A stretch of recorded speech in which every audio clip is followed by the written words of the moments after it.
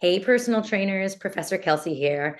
I wanted to send you all a quick summary video of feedback I got from the practical evaluators yesterday, since we don't have any more live classes together.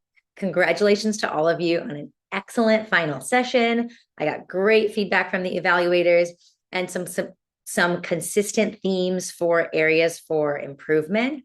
So I wanted to pass those along to everyone so that you all are prepared to be successful as you move forward, whether that is into the career field, into an internship, or into continued classes with us. So the first one that I heard repeatedly was confidence and volume. Now, I know confidence is super hard for this first one because, of course, you're being evaluated in something that's relatively new in a new setting. And it's very rare that you're going to be training a client while getting evaluated at the same time. So I know that that's new, it's different, and confidence can be harder to come by there. And it can be nerve-wracking. And my favorite way for coaches to build confidence is through competence. And that means feeling competent with the material that you're using. And the way to feel competent is to do it and do it and do it and do it. So get out there and intern again, shadow, train your friends, apply for a job, find ways to start doing it so you can continue to improve as you and grow as you go.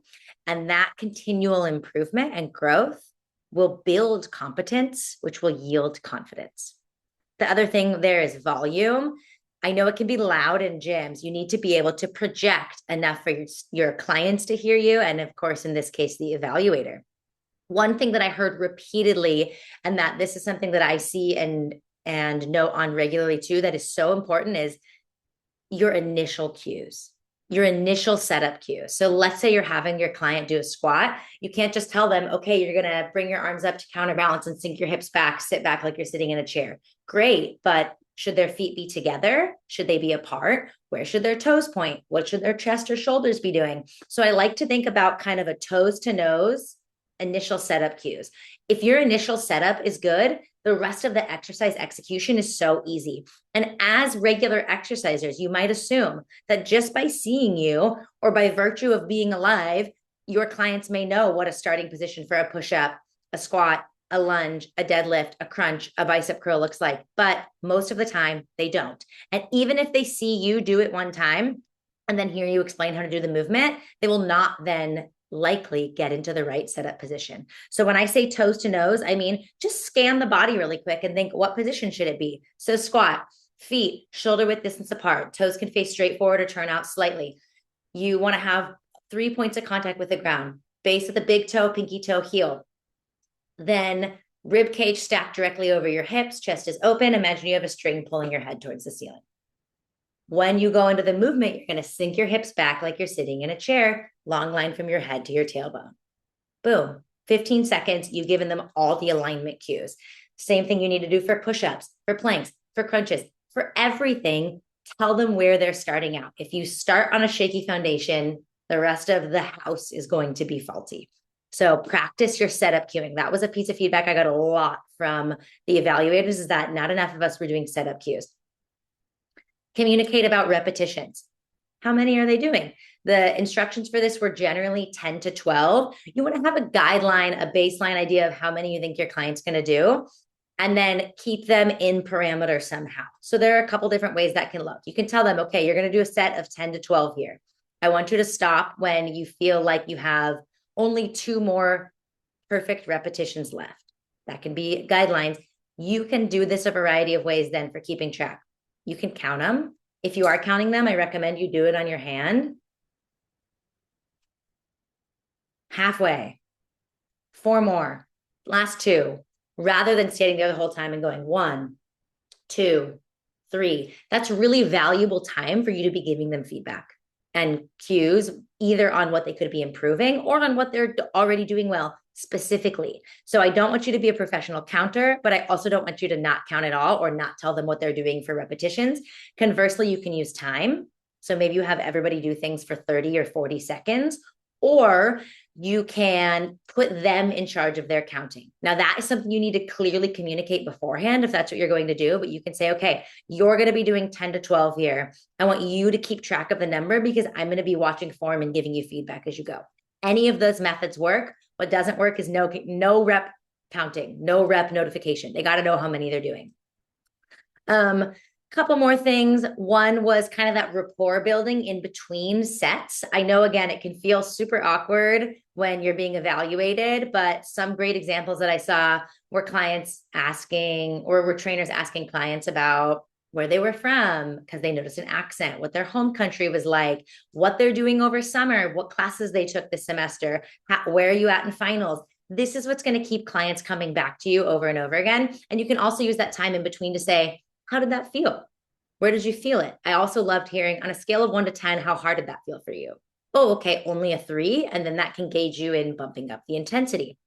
And then we want to be asking open-ended questions there rather than, did that feel hard? Or did that feel easy? How did that feel? Rather than, did you feel that in your glutes? Where did you feel it? This allows you to get a lot more information from your clients. Additionally, if clients are asking you questions as you go, tune into that.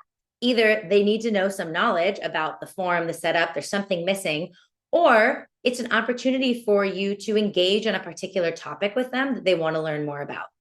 So that's that rapport building piece in between.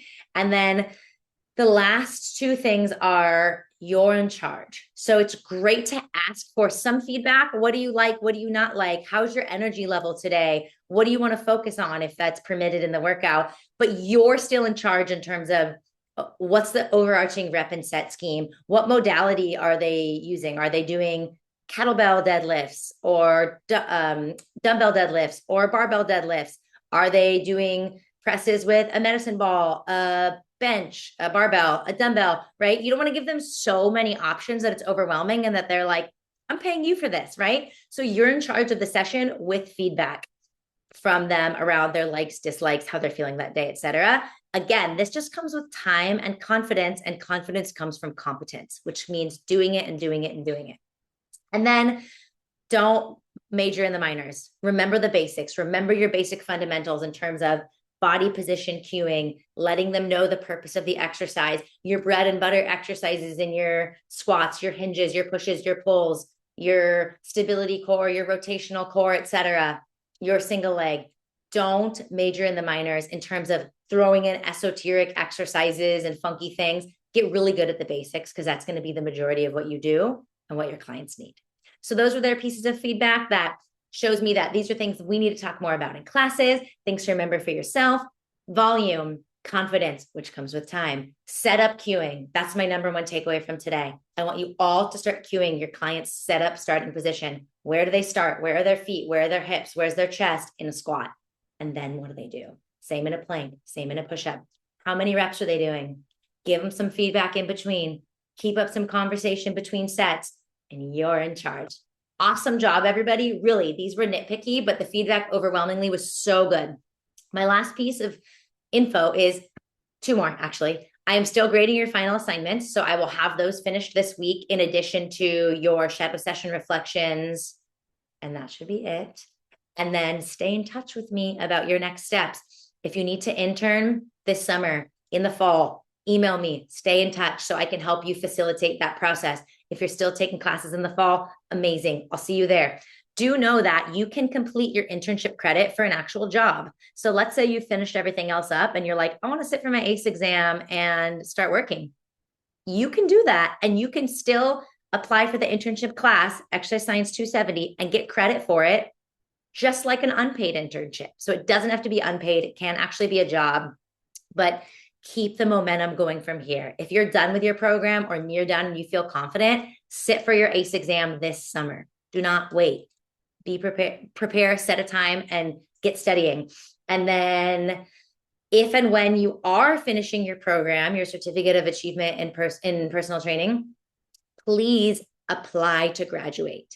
Regardless of whether you're going to go walk at graduation or whatever you're going to do, this is in your My Graduation tab. If the only thing you have left is your internship and you're going to do that this summer, go on and apply to graduate for summer now.